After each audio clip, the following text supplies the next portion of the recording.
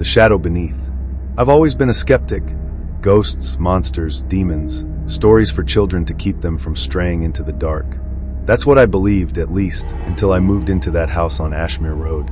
It was an old Victorian, its exterior cloaked in ivy, and its interior cloaked in silence. I rented it for a steal, convinced the low price was due to its age. I didn't ask questions. The first night was uneventful. I unpacked my books, arranged my furniture, and admired the creaking staircase that led to the upstairs bedrooms. By the time I turned in for the night, I was exhausted. The wind howled outside, but inside the house, it was still, eerily so. I chalked it up to thick walls.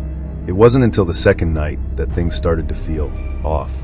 I was lying in bed, staring at the shadows on the ceiling cast by the street lamp outside. The wind had died down, leaving the house in total silence. Then I heard it, a faint scraping noise. It came from beneath the bed. My breath hitched, but I told myself it was the house settling. I ignored it. The scraping stopped but was replaced by a new sound, a soft, rhythmic tapping. It wasn't coming from the floor, it was coming from the walls. I tried to ignore that too. Old pipes, I whispered to myself, though my voice sounded weak even to my own ears. The next morning, I investigated. I crawled under the bed, expecting to find a loose floorboard or maybe a rodent. Instead, I found nothing. The space was empty, yet I couldn't shake the feeling that something had been there, watching me. Days passed, and the noises continued. At night, I'd hear faint whispers just on the edge of perception, too quiet to understand but loud enough to make my skin crawl. I started sleeping with the light on, but even that didn't help. The shadows seemed to move, shifting subtly when I wasn't looking. One night, I decided to record the sounds. I set up my phone on the bedside table, hit record, and tried to sleep. The whispers started around midnight, and despite my terror, I forced myself to stay still. The recording would prove I wasn't crazy. The next morning, I played it back. At first, I heard nothing but static. Then came the whispers. They were clearer than I'd ever heard them before. I strained to make out words, but they were in a language I didn't recognize, a guttural, hissing tongue that sent shivers down my spine. Then, a voice spoke directly into the microphone. "You shouldn't be here." I dropped the phone, my hands trembling. The voice had been clear, unmistakable. I wasn't imagining things. I wasn't alone in the house. That evening, I invited my friend Claire over. She was the most pragmatic person I knew, and had a knack for debunking paranormal nonsense. She arrived with sage and a smirk, ready to cleanse my haunted abode. "This house just needs a little TLC," she said as she lit the sage. "You're probably just stressed out." We walked through the house, the sage smoke curling into every corner. For a moment, I felt hopeful. Maybe Claire was right. Maybe the noises were all in my head. Then we reached the basement. I hadn't been down there since moving in. The door was old, its paint peeling, and the air that seeped through the cracks was cold and damp. Claire opened it without hesitation, and we descended into the darkness. The basement was mostly empty, save for a few rotting wooden shelves and a single chair in the center of the room. The walls were made of stone, their surfaces covered in strange markings that looked like they'd been scratched in with claws. I felt a chill run down my spine. "What the hell is this?" Claire asked, crouching to examine the symbols. "These look ancient." As she traced one with her finger, the room seemed to grow colder.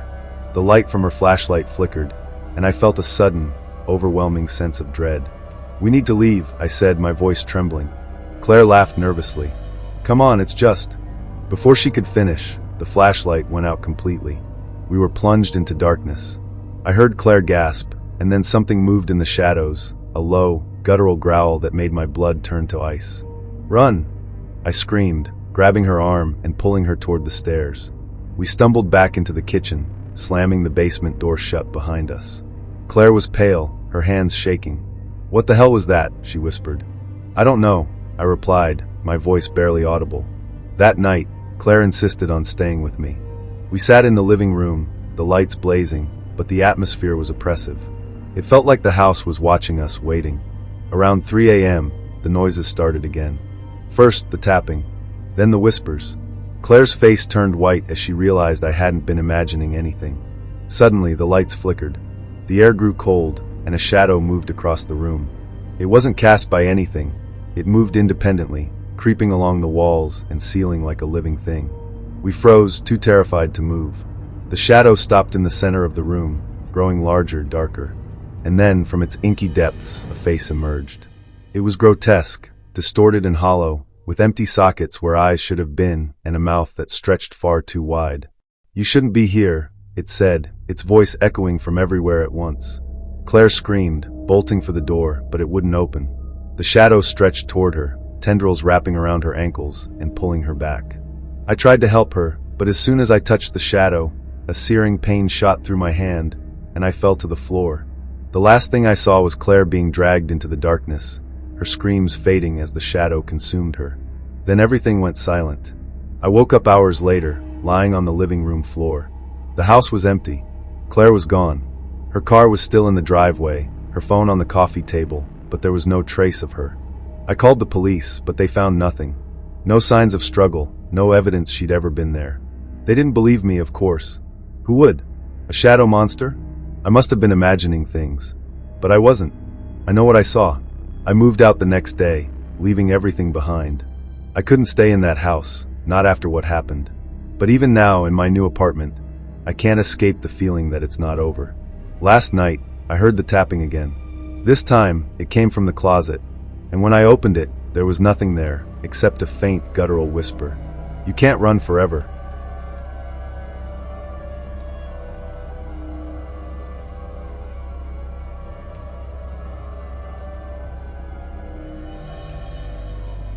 This story happened a few years ago, and to this day, I still can't fully explain it.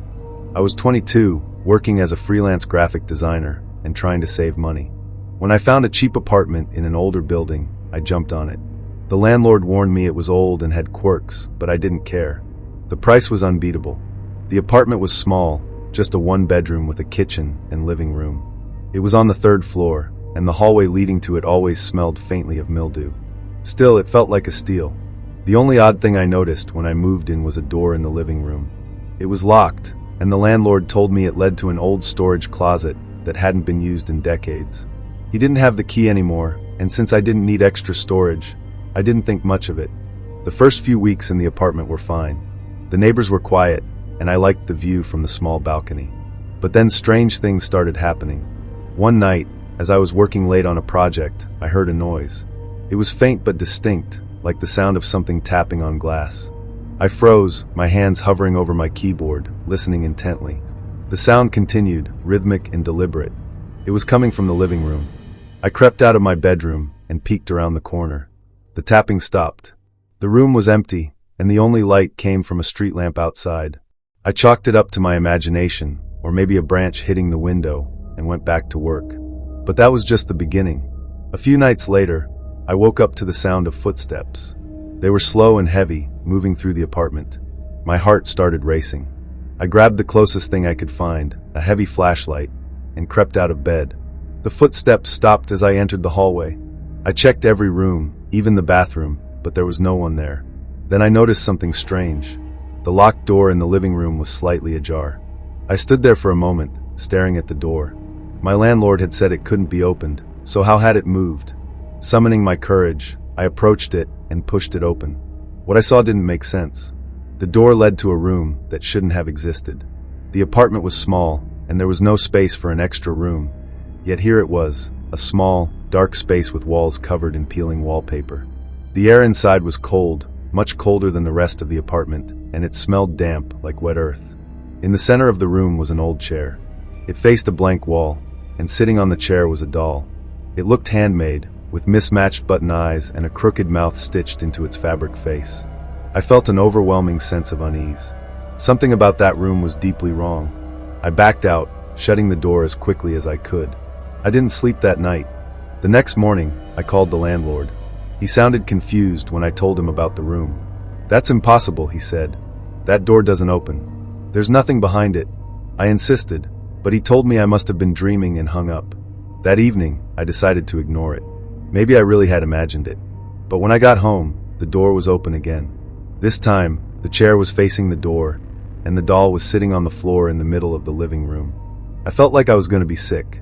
I grabbed the doll, intending to throw it away, but the moment I touched it, a cold shiver ran through my entire body. The apartment suddenly felt oppressive, like the walls were closing in. I threw the doll back into the room, slammed the door shut, and locked it with the deadbolt. Then I left the apartment and spent the night at a friend's place. When I returned the next morning, the door was open again. I didn't even go inside. I called the landlord and told him I was breaking my lease. He argued at first, but when I mentioned the room, he got quiet. Finally, he said, "If you want out, I won't stop you. Just don't go back in there." I moved out the next day, leaving behind everything I couldn't carry. The landlord let me break the lease without penalty, which I thought was odd, but I didn't question it. I just wanted to leave. About a month later, I was scrolling through the local news when I saw a headline that made my stomach drop: "Tenant missing in apartment complex."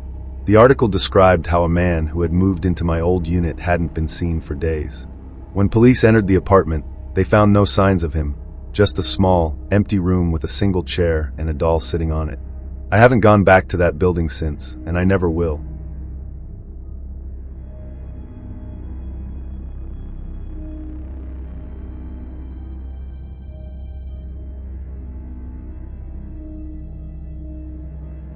I grew up in a small, quiet town surrounded by dense forests. Everyone in town had heard the stories about the Whispering Woods, a sprawling patch of forest just outside the town limits. It was supposedly cursed. People claimed that if you ventured too deep, you'd hear voices calling your name, and if you listened long enough, you'd never come out. It was a classic small-town ghost story, and like most kids, I didn't believe it. That was until my friend Jared disappeared. Jared and I had been best friends since we were kids. We spent every summer exploring the woods, but we never went near the Whispering Woods. Jared liked to joke about it, saying we should go in just to prove the stories were fake, but we never did. Then, one day in late October, he called me out of the blue, saying he'd finally decided to check it out. He wanted me to come with him. At first, I refused. Something about his voice didn't sound right. He was usually laid back, but there was a strange urgency to him that made me uneasy. He laughed it off, said I was being a coward, and hung up. The next day, Jared didn't show up for school. Or the day after that. His parents called the police, but no one could find him. It was like he had just vanished. The guilt ate at me. Maybe if I had gone with him, I could have stopped him, or at least known what happened. A week after he disappeared, I made a decision. I was going into the Whispering Woods to find him. It was late afternoon when I entered the forest. The trees were tall and gnarled, their bare branches clawing at the gray sky. The deeper I went, the quieter it became. The usual sounds of the forest, birds, rustling leaves, distant animal calls, were completely absent. It was so silent that I could hear my own heartbeat. After about an hour of walking, I found something strange, a clearing with a circle of rocks arranged in a perfect ring. In the center was a single wooden chair. On the chair sat a Polaroid photo. I picked it up, my hands shaking. It was a picture of Jared. He was standing in the middle of the forest, looking directly at the camera. His expression was blank, almost like he didn't know the photo was being taken. But the most unsettling part was the background. Behind him, barely visible in the shadows, was a figure.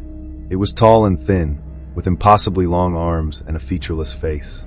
I shoved the photo into my pocket and kept walking, my heart racing. The further I went, the more uneasy I felt. The trees seemed to close in around me, their twisted branches forming almost human-like shapes. That's when I heard it, my name. At first, it was faint, like a whisper carried on the wind. "Eli." I froze, my breath catching in my throat. It came again, louder this time. "Eli." It was Jared's voice. "Jared?" I called out, my voice shaking. "Is that you?" The forest remained silent for a moment, and then I heard laughter. It was Jared's laugh, but it didn't sound right. It was distorted, echoing unnaturally through the trees. I should have turned back right then, but I couldn't. I had to know. I followed the sound of his voice deeper into the woods. The trees grew thicker, and the air felt heavy, like it was pressing down on me. The sun was setting, and the forest was quickly becoming dark. That's when I saw him. Jared was standing in the distance, just beyond a cluster of trees. His back was to me, but I recognized his jacket. Relief flooded through me, and I ran toward him. "Jared, where have you been? Everyone's looking for you." He didn't move. As I got closer, I realized something was wrong. His posture was stiff, unnatural, like he was being held up by invisible strings. When I reached out to touch his shoulder, he finally turned around. It wasn't Jared. It looked like him, but his face was wrong. His eyes were empty black voids, and his mouth twisted into an unnatural grin that stretched too wide. His skin was pale, almost gray, and he didn't blink. He just stared at me, that horrible grin never faltering. "Eli," he said, his voice a perfect mimic of Jared's. "You shouldn't have come here." I stumbled back, my heart pounding. The thing that looked like Jared took a step toward me, and that's when I saw them, shadows moving through the trees. They were everywhere, dozens of them, their elongated limbs stretching unnaturally as they crept closer. I turned and ran.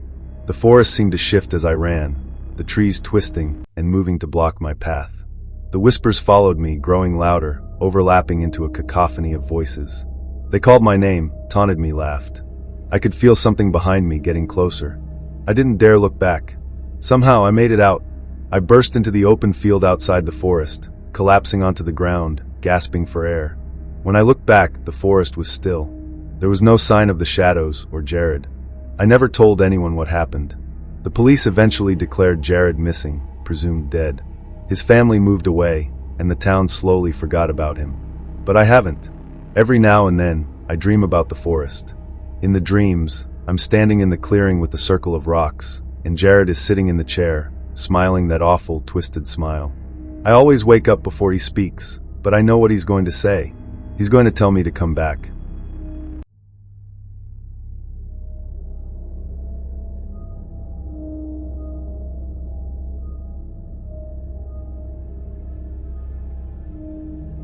The door at the end of the hall. When I was 18, I took a job as an overnight janitor at an old apartment building downtown. It wasn't the kind of job I wanted, but the pay was decent, and I needed the money to save for college. The building was one of those ancient ones with creaky floors, dim hallways, and a faint musty smell that never seemed to go away. Most of the tenants were older, and the place was usually dead quiet at night. The manager, Mr. Redmond, gave me a quick tour on my first day, showing me where the cleaning supplies were and which floors to focus on. As we were walking down the dimly lit hallways, I noticed a door at the very end of the top floor. It was different from the others. No number, no peephole, just an old, scratched wooden door with a tarnished brass handle. "What's behind that door?" I asked. Mr. Redmond's expression darkened. "That room's off limits," he said curtly. "You don't need to go near it." I didn't push further. He seemed serious, and honestly, I wasn't eager to argue with my boss on my first day. But as the nights went on, I couldn't stop thinking about it. Why was the door different? Why was it off limits?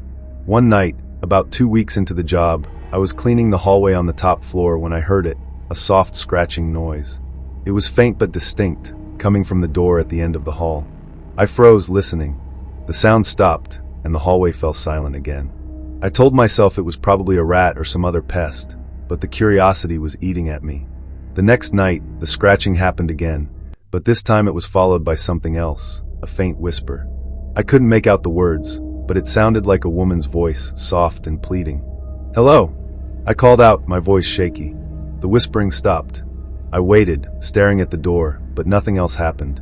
By the third night, I couldn't take it anymore. I needed to know what was behind that door.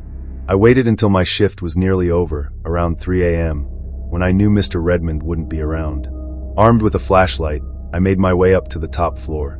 The hallway was eerily quiet, the kind of silence that makes you hyper-aware of every creak and rustle. The door loomed at the end, almost seeming to lean toward me. As I got closer, I noticed something I hadn't before, deep scratch marks on the floorboards, as though something had been dragged in or out. I reached out and grabbed the handle. It was ice cold.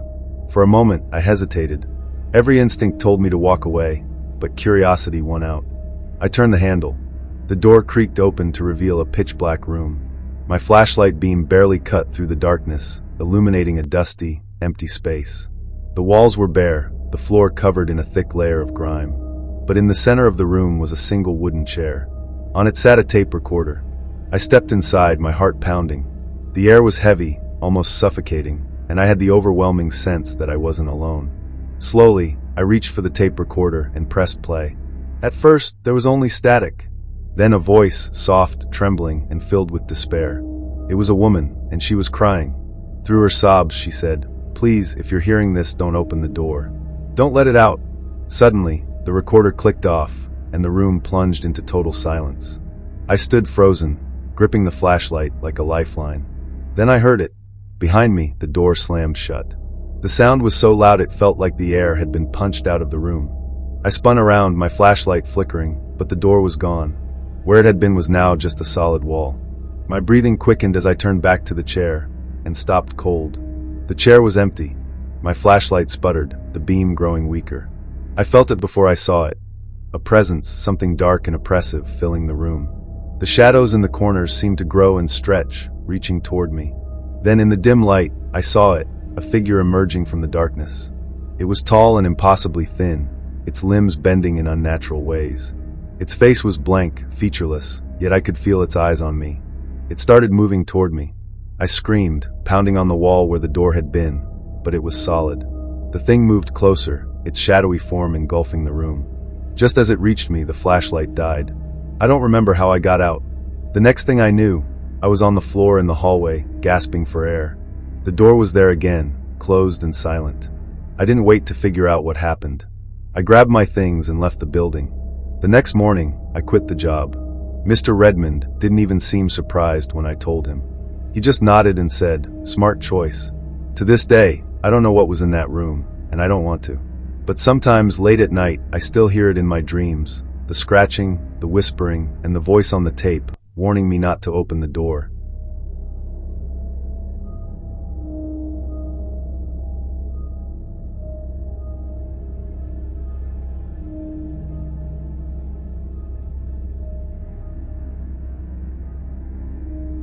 I've never been a superstitious person.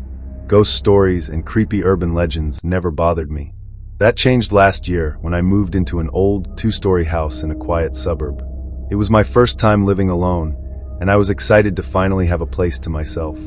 The rent was cheap, and the house, though old, had character: creaky floors, vintage wallpaper, and large windows that let in a lot of natural light. But there was one thing about the house that unsettled me, even on the first day. In the master bedroom, there was a window that faced the backyard. It wasn't the window itself that was strange, but the fact that there was a large crack running down the middle of the glass, splitting it almost in two. It looked like it had been hit with something heavy, but when I asked the landlord about replacing it, he just shook his head and said, "It's been like that for years. Nobody's been able to fix it." I shrugged it off. The crack wasn't a big deal, and I figured I could just hang curtains to cover it. What I didn't know was that the window would become the center of my nightmares. The first night in the house was uneventful. I spent most of it unpacking, and didn't even notice the strange quiet of the neighborhood. It wasn't until the second night that I began to feel uneasy. Around midnight, I was lying in bed scrolling on my phone when I heard it, a faint tapping sound. It was soft and rhythmic, like someone gently knocking on glass. At first, I thought it was coming from the living room window downstairs, so I got up to check. Nothing. The living room was dark and empty, the windows locked. I was about to head back to bed when the sound came again, louder this time. I froze. It wasn't coming from the living room. It was coming from the cracked window in my bedroom. My heart started racing as I crept back upstairs. The tapping continued, steady and deliberate, as though someone, or something, was trying to get my attention. When I reached the bedroom door, I hesitated, then pushed it open. The room was empty. The tapping stopped the moment I stepped inside. My eyes went to the window, but there was no one there. I chalked it up to the wind, or maybe the house settling, and I went back to bed. But the tapping came back. Night after night, always at the same time, midnight. Sometimes it was faint, other times louder, almost urgent. And every time I went to check, the room was empty, the backyard still. I told myself it was just my imagination, but I couldn't shake the feeling that I was being watched. About 2 weeks after I moved in, things escalated. One night, I decided to ignore the tapping, burying my head under the covers and hoping it would stop. That's when I heard something else, a voice. It was faint, like a whisper carried on the wind, but I could hear it clearly. My name. Anna. I froze, my blood turning to ice. I sat up in bed, staring at the cracked window. The voice came again, louder this time. Anna. I wanted to run, to get out of the house, but I felt rooted to the spot. Slowly, I got out of bed and approached the window. My hands were shaking as I pulled the curtains back. There was a face staring back at me. It was pale and distorted, its features twisted in a way that didn't seem human. The eyes were wide and unblinking, and the mouth was stretched into a grotesque smile. It didn't move, didn't make a sound, just stared at me through the cracked glass. I screamed and stumbled back, knocking over a lamp in the process. When I looked again, the face was gone. I didn't sleep that night. I spent the rest of it sitting in the living room with all the lights on, clutching a kitchen knife. The next morning, I called the landlord and demanded to know if the house had a history of break-ins or anything strange. He sighed and said, "Look, I didn't want to tell you because I thought it'd scare you off, but yeah, there's been weird stuff. The last tenant moved out because she kept seeing someone in the window. She thought it was a stalker, but no one ever found anything." I hung up and decided to stay with a friend for a few days. I needed to get out of that house, at least for a little while. When I returned, I brought a coworker, Mark, with me. I figured having someone else there might help me feel less paranoid. That night, as we sat in the living room, I told him about the tapping and the face in the window. He didn't seem fazed. "Old houses make noise," he said. "You were probably just dreaming." I wanted to believe him, but deep down, I knew it wasn't that simple. At midnight, the tapping started. Mark froze, his expression changing. "What the hell is that?" he whispered. I didn't answer. We both got up and went to the bedroom. The tapping was louder now, almost frantic.